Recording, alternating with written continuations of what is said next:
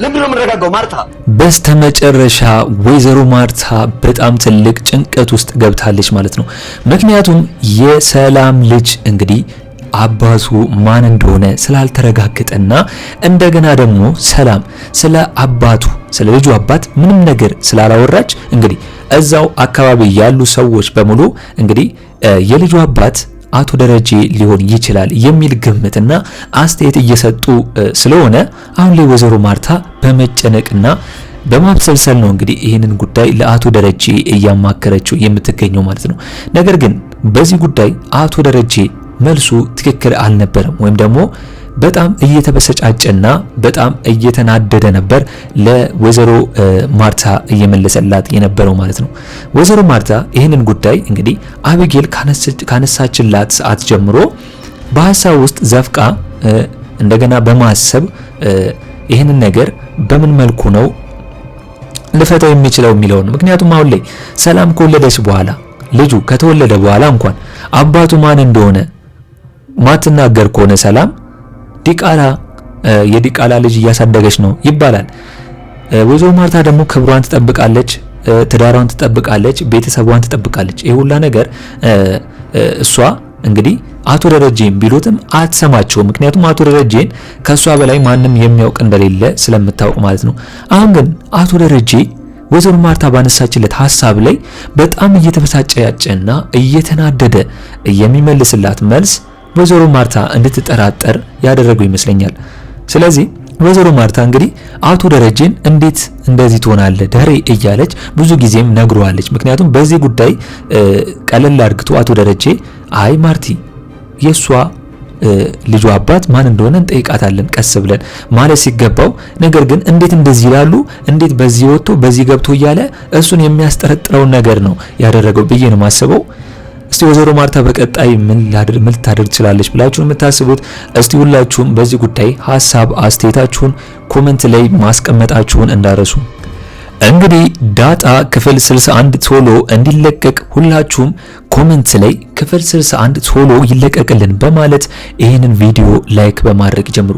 እንግዲህ አሁን ላይ ሰላም ልጇ ዳጣ እንደሆነች ካወቀች በኋላና እንግዲህ ከተረጋገጠ በኋላ ለሰላም ማድላቱን ተያይዘዋለች ማለት ነው።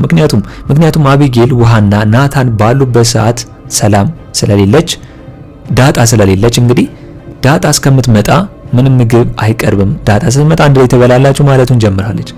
ጭራሽ አሁን ላይ አቢጌል ስለ ዳጣ እስከዛሬም ድረስ መጥፎና ስለሷ ክፉ ነገር ስታወራ በነበረችበት አፍ አሁን ላይ ግን ሰላም ራሷ እንግዲህ አቢጌልን በጥፊ ብላ ከዚህ ነገሯ እንድታርፍ አድርጋታለች ማለት። ስለዚህ አሁን ላይ ይበልጥ ከአቢጌልና ከውሃ ይልቅ ለሰላም በጎን ምግብ እየሰጠች የእናትነት ግዴታዋን እየተወጣች ነው ያለችው። ነገር ግን አሁን ላይ አቶ ደረጀ ይህንን ነገር ከዳጣ ከሰማ በኋላ ደንግጧል። ምክንያቱም ይሄ ነገሩ ለሰላም የምታደላ ከሆነና ለሰላም ስፔሻል የሆነ ነገር የምታደርግ ከሆነ እዛ ቤት ያለችው እንግዲህ ወይዘሮ ማርታም ሆነ አቢጌል እንዳይጠረጥሩ ብላለች። ከጠረጠሩ ግን ከባድ ነው።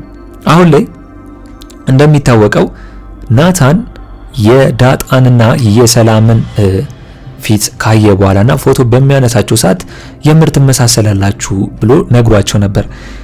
በዛ ሰዓት ግን እንግዲህ ሰላም እውነት እኮ ነው እንመሳሰላለን እናትና ልጅ ነን እኮ ብላ ሳታስበው ተናገረች። ያ ነገር ግን ዳጣ አስከፍቷታል፣ አስደንግጧታል። ምክንያቱም ዳጣ እስከዛሬ ድረስ የአባቷን ማንነት እንግዲህ ካወቀች በኋላ ስለ እናቷ አንድም ነገር አላወቀችም። ምክንያቱም አቶ ደረጀ ምንም ነገር ስለ እናትሽ እንዳትጠይቂኝ ስላላት ማለት ነው። ስለዚህ የማንነት ጥያቄ የእናትነት ጥያቄዋ አሁን ላይ ዳጣ አልተመልሰላትም። ለዛም ነው ሰላም ያንን ነገር ስታወራ ተናዳ በዛው ሙዷ የተበከለው ማለት ነው። አሁን ላይ ግን እንግዲህ ዳጣ መች ነው ከሰላም ጋር እናትና ልጅ የሚሆኑት እና የሚያውቁት ይህንን ሚስጥር? አቶ ደረጀስ ቢሆን እንግዲህ አሁን ላይ ሰላምን ብትሆንም እንደገና ዳጣም ቢሆኑ ሁለቱም ትላልቅ ሰዎች ናቸው፣ ማገናዘብ ይችላል። ይህንን ነገር በሚስጥር እስከ መቼ ነው የሚይዘው? ይህንን ነገር ለምንድነው የማይነግራቸው ብዬ አስቤያለሁ። ስለዚህ በኔ በኩል እንግዲህ አቶ ደረጀ ለዳጣም ሰላም እናቷ እንደሆነችና መተዋወቅ አለባቸውና ሰላምም ዳጣም እንግዲህ ከዚህ ቤት ወጥተው የራሳቸውን ቤት እንግዲህ ሰላምም ልትወልድ ስለሆነ ሌላ ቤት መኖር ይችላሉ። ሚስጥሩም አይዘረገፍም፣ ቤተሰቡም እንዳይበታተን ይሻላል ብዬ ነው ማስበው። እስኪ እናንተስ በዚህ ጉዳይ የተሻለ ሀሳብ ካላችሁ ሁላችሁም ኮሜንት ላይ ማስቀመጣችሁን እንዳረሱ። እንግዲህ አሁን ላይ ወይዘሮ ማርታ አቢጌል ባነሳችላት ሀሳብ፣ ምክንያቱም አቢጌል እንደሚታወቀው የሰላም የልጅ አባት ማን እንደሆነ ወይዘሮ ማርታ የማታውቅና የማታረጋግጥ ከሆነ ሞኝ ነች እያሉ ብዙዎቹ እያወሩባት እንደሆነ ነው የነገረቻት። አሁን ላይ ግን ወይዘሮ ማርታ ሰላምን እንዴት የልጇን አባት አለመጠየቄ ትክክል አይደለም ወይስ ነኝ የሚለው ነገር በራሷ እያሰበችና እያብሰለሰለች ነው ያለችው። አሁን ላይ በወይዘሮ ማርታ በኩል ሁላችንም ብንሆን አሁን ላይ ሰላም ያረገዘችው ከማን እንደሆነ ማትናገር ከሆነና ማታሳይ ከሆነ ትንሽ ሊያስጠረጥር ይችላል። ወይዘሮ ማርታ ደግ ስለሆነች ሩሩ ስለሆነችና የማታጨናነቅ ስለሆነች ነው እንጂ በማናቸውም ቤት ውስጥ እንደዚህ አይነት ነገር ቢፈጠር እንግዲህ እዛ ቤት ውስጥ ያለው አቶ ደረጀና ናታን ናቸው። ከሁለቱ ውጪ እንግዲህ ማንም ሊሆን አይችልም። እሷም ሰላም ወታ ስለማታቅ ማለት ነው። ስለዚህ ሰላም ይሄን ነገር በልቧ ወይም ደግሞ በሚስጥር ከምታደርገው እውነቱን ብትናገር ይሻላል ብዬ ነው ማስበው። ነገር ግን አሁን ላይ የተፈራው ነገር እንዳይሆን፣ ምክንያቱም ከዚህ በፊት ዳጣ የሰላም ልጅ እንደሆነች ይታወቃል፣ ከአቶ ደረጀ የተወለደችው ማለት ነው። ነገር ግን አሁን ላይ ሰላም ያረገዘቻት ልጅ ደግሞ የማን ልጅ ልትሆን ነው? እውነት አሁንም የአቶ ደረጀ ልጅ ከሆነች አቶ ደረጀ በጣም ከባድ ስራ ነው እየሰራው ብዬ ነው ማስበው። ስለዚህ የማን ልጅ ይሆናል? የማን ልጅ ትሆናለች ሰላም ያረገዘችው ልጅ ብላችሁ የምታስቡት? እስቲ ሁላችሁም በዚህ ጉዳይ ሐሳብ አስተያየታችሁን ኮሜንት ላይ ማስቀመጣችሁን እንዳረሱ። የክፋት ጥግ የሆነችው አቢጌል ናታንን የራሷ ለማድረግና ከዳጣ ጋር ለማለያየት ጭራሽ አርጁንን ጠርታ መስተፋቅር ለማሰራት እየሞከረች ነው ማለት ነው። የሁለቱም ግንኙነት ስለማትፈልግ ናታንን የራሷ ለማድረግ ነው ይሄ ሁላ ነገር እያደረገች የምትገኘው። እንግዲህ አሁን ላይ አርጁን እንደዚህ አይነት ስራ ውስጥ እንደማይገባና ይሄ ነገር መጥፎ እንደሆነ ለአቢጌል ነግሯታል። አቢጌል ለምንድን ነው አርጁን እየወደዳትና እያፈቀራት ጥላ ናታንን የምትወደው? ናታንም ቢሆን ለአቢጌል የሚመኝላት ማንን ነው? አርጁን ነው። እዛው እየወደዳት የሚያፈቅራትን መያዝ አለበት ብሎ ነው የሚያስበው እንጂ መቼም ቢሆን ናታን አቢጌልን ዞር ብሎ አያትም። የዳጣ ነገር ግን በጣም የሚያስገርም ነው። ምክንያቱም ስለ አቢጌል መጨነቅና ስለ አቢጌል ማሰብ የለባትም። ዞሮ ዞሮ ናታንን አንድ ይዘዋለች፣ በደንብ ይዛው ከኤቢ ጋር እንደገና እንዳይሆኑ እራሷ መወሰን አለባት እንጂ ገና ለገና ኤቢ ናታንን እንግዲህ የራስ ያደርገዋለሁ፣ ቀለበት ያስርልኛል፣ አገባዋለሁ ስላለችና ወሬ ስላወራች ብቻ ዳጣ መፍራት የለባትም። በናታንም በኩል ችግር አለበት።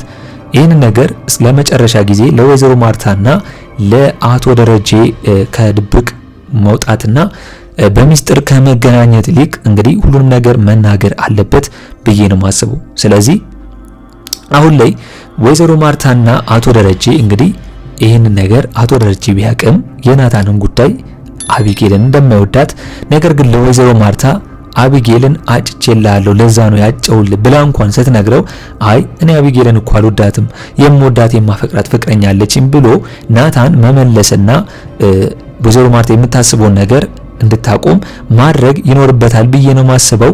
እስኪ እናንተስ በዚህ ጉዳይ ሁላችሁም የተሰማችሁን ሐሳብ አስተያየታችሁን ኮሜንት ላይ ማስቀመጣችሁን እንዳረሱ። አሁን እንግዲህ ጉዳዩ የምንድን ነው?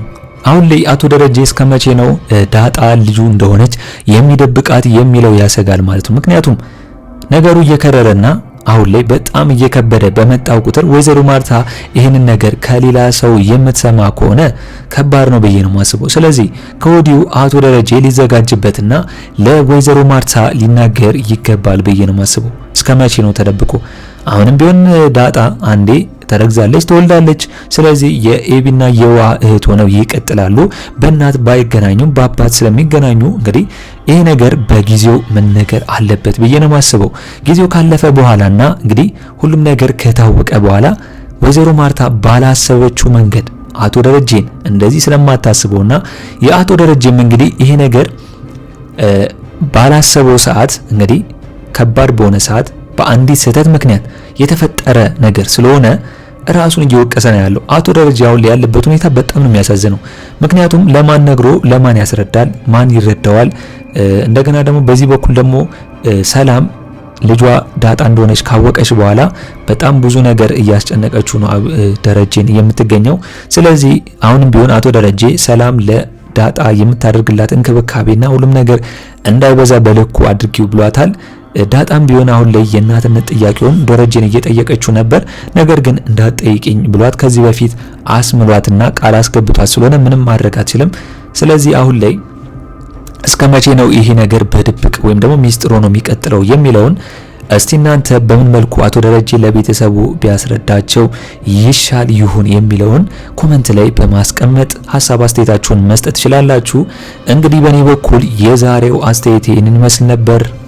ዳጣ ክፍል 61 ቶሎ እንደተለቀቀ እኛም በኮሚኒቲ ፖስታችን ስር ወዲያው ለእናንተ የምናስቀምጥላችሁ ይሆናል ማለት ነው። ለቻናል አዲስ ከሆናችሁና ሰብስክራይብ እስካሁን ያደረጋችሁ ካላችሁ ሰብስክራይብ በማድረግና የደወል ምልክቱን በመጫን ቤተሰብ እንድትሆኑን በአክብሮት እንጋብዛለን። በቀጣይ ክፍል እስከምንገናኝ ድረስ መልካም ቆይታ ይሁንላችሁ። ቻው ቻው።